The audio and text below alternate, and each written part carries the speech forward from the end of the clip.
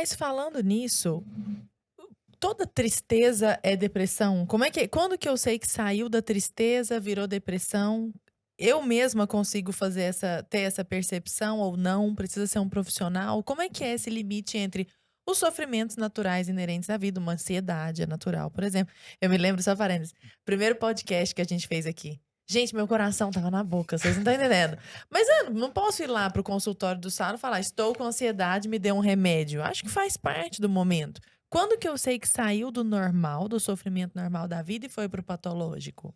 Inclusive a questão da linguagem, Lara, que você entende muito bem, ela também contribui muito para isso, né. Então, as pessoas igualaram, né, a palavra ansiedade, ela é utilizada tanto para ansiedade patológica quanto para ansiedade normal, né. Uhum. Então, o que que seria uma ansiedade normal? A gente precisa dela até certo nível, porque ela nos leva para um comportamento de preparação e cautela. Alerta, sim. Isso. Então, por exemplo, está vindo uma prova de concurso, está vindo uma entrevista de emprego. Eu tenho que ficar um pouco preocupado, ou até certo ponto preocupado, porque isso vai me fazer, por exemplo, deixar de ir numa festa e ficar em casa estudando. Então, Perfeito. eu tomei uma decisão baseada na preocupação que me ajudou naquela performance, naquele desafio que eu vou enfrentar. Então, gerou preparação e cautela, funcionamento está normal, a persistência também, né? Logo depois da prova, logo depois da entrevista, ela diminui, né? Então, não teve impacto funcional, não permaneceu depois que o estímulo passou. E também não gera sintomas físicos suficientemente fortes para me atrapalhar, né? Então, isso é E ansiedade normal. e foi proporcional ao estímulo, né? Hum. Perfeito, proporcional ao estímulo. Patológico, aí eu já sou aquilo fica tão desproporcional, né, e os sintomas são tão intensos e a preocupação é tão exagerada, que o que acaba gerando é um comportamento, né, de esquiva, eu fujo daquilo que eu tenho que fazer, ou paralisação. Eu não sou capaz de fazer aquilo que eu tenho que fazer. Então, impacto funcional. Não consegui fazer, atrapalhou a minha vida. Eu tinha que ir para entrevista de emprego, tô precisando de dinheiro, tô precisando de emprego, minha família vai sofrer com aquilo e mesmo sabendo que eu quero aquilo, eu não consegui fazer aquilo que eu tinha que fazer. Então aí eu tô diante de uma ansiedade patológica.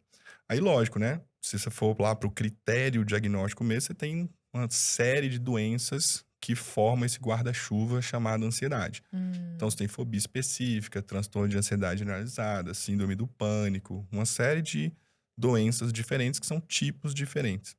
Mas se eu tivesse que colocar para a pessoa, né, ter uma noção, porque o identificar é importante que ela vá a um profissional, né, porque ninguém é obrigado a saber ainda mais sobre si mesmo, né, mais difícil, assim, de conseguir identificar.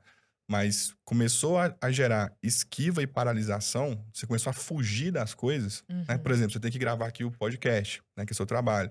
Aí você chega, tá passando tão mal, você fala: "Ó, não Não vou dou conseguir, conta. Arthur, grava sozinho". Aí você Entendi. começa a faltar várias vezes, aí você pode perder o emprego e assim vai. Tristeza, é o mesmo tipo de pensamento.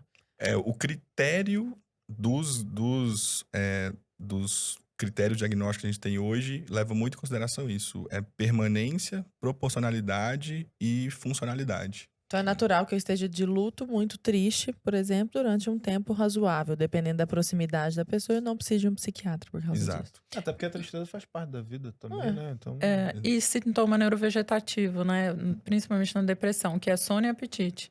Então, a Hum. pessoa pode estar triste, mas não costuma afetar o sono, né, tem graves insônias ou emagrecer e tal. Então esses sintomas de sono e apetite também indicam a doença. agora, por exemplo, você comentou do luto, né, existe um tempo uma dúvida que surgiu, assim, tá, a pessoa, sei lá, um ente morreu e tal, você obviamente vai ficar de luto ali, né, pela proximidade da pessoa, mas existe um tempo, mais ou menos assim, que a gente possa estimar para esse luto passar aí e não ser, sei lá, algo patológico? Como é que a gente consegue mais ou menos metrificar isso, assim, para você saber se a pessoa realmente ela tá num quadro depressivo ou se ela só tá triste mesmo?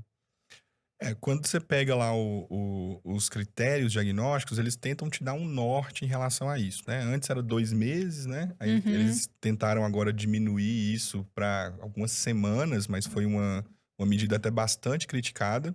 Sim. E sempre assim, sempre há muita crítica em relação a esses critérios diagnósticos. Então você tem, por exemplo, o DSM, que é o Manual Estatístico de Diagnósticos da Associação Americana de Psiquiatria, é o documento mais respeitado no mundo, e tem o CID também, que estava o CID-10, agora nós estamos no CID-11.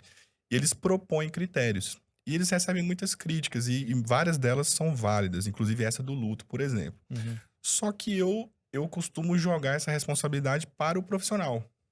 Profissional que decide. Porque assim, o critério diagnóstico, ele é um objeto inanimado, assim.